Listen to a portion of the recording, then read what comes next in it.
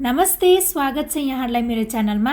आज म यहाँहरूसँग chicken chilli बनाउने सजिलो रेसिपी सेयर गर्न गइरहेको छु।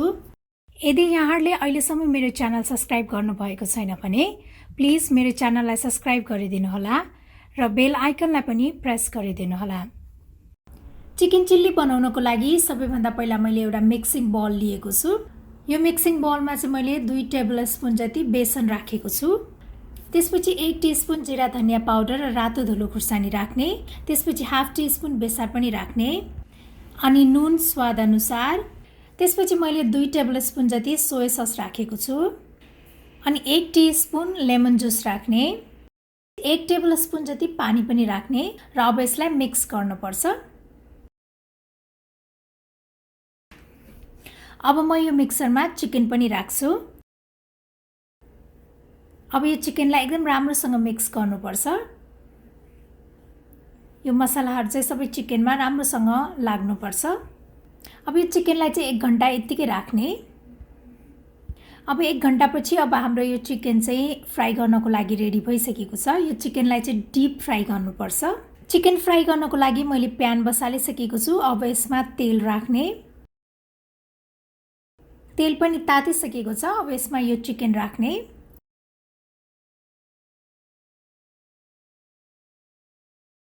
अब यो चिकनलाई चाहिँ रातो हुने गरेर फ्राई गर्नुपर्छ। अब यो रेडी भइसकेको छ। अब म यसलाई चाहिँ एउटा प्लेटमा पेपर टावल राखेर यसरी ट्रान्सफर गर्छु।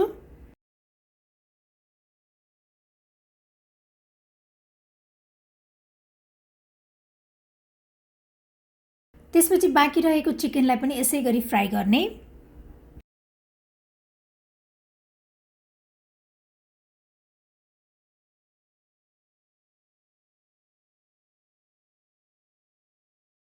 अब हाम्रो सबै चिकन फ्राइड भइसकेको छ।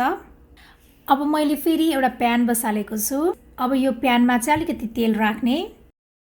त्यसपछि अब लाम्चो पारेर काटिएको लसुन र हरियो खुर्सानी राखेर यसलाई एकैछिन भुट्नुपर्छ। त्यसपछि अब यसमा म क्याप्सिकम र अनियन राख्छु। मैले चाहिँ रेड र ग्रीन कलरको क्याप्सिकम लिएको छु। रेड क्याप्सिकमले चाहिँ चिकन चिल्लीलाई एकदम कलरफुल देखाउँछ।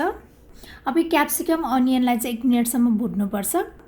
त्यसपछि अब यसमा 1 टीस्पुन जिरा धनिया पाउडर राख्ने, अनि अलिकति नुन र 1 टीस्पुन जति रातो धुलो खुर्सानी पनि राख्ने र यसलाई राम्रोसँग मिक्स गरेर आधा मिनेट जति पकाउने।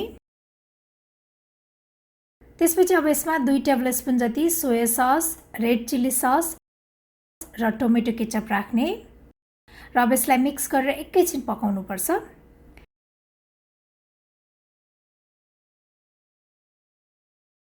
त्यसपछि अब म यसमा यो अघि फ्राइड गरेर राखेको चिकन पनि राख्छु र अब यसलाई राम्रोसँग मिक्स गर्ने र अब यसलाई यतिकै मिक्स गरेर 1 मिनेटसम्म यतिकै पकाउने। चिकन यतिको भइसकेपछि अब म यसमा चाहिँ अलिकति स्प्रिङ अनियन पनि राख्छु। स्प्रिङ अनियनले चाहिँ राम्रो फ्लेभर दिन्छ।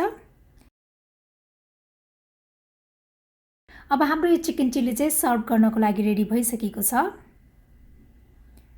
मलाई आशा छ यहाँहरूलाई यो चिकन चिल्ली बनाउने रेसिपी पक्कै पनि मन पर्यो होला र मेरो अरु यस्तै रेसिपीहरुको लागि प्लिज मेरो च्यानललाई सब्स्क्राइब गरिदिनु होला र मेरो भिडियोलाई लाइक, शेयर र कमेन्ट पनि गरिदिनु होला।